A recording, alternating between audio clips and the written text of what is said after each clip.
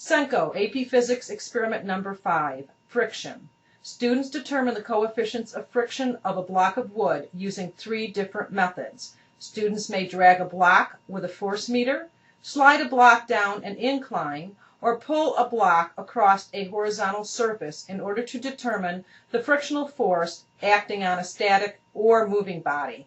This lab also teaches identification of the forces acting on a body and the method of free body diagrams.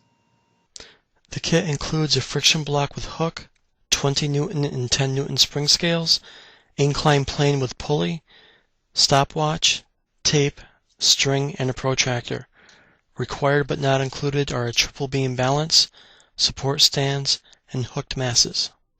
The first thing students are going to investigate is Newton's laws on a flat surface and also free body diagrams. We have a block sliding along a flat surface being pulled by masses on the end.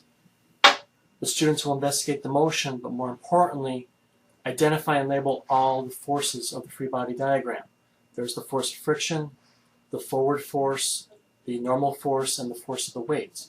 The free body diagram is the basis for understanding all the activities that are going to come later on.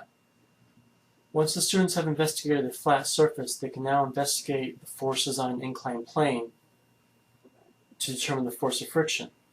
Now, in both instances, it's important for the students to know that there are 2 types of friction. There is the static friction that it has to overcome, and then the kinetic friction, the friction of motion to keep the object moving.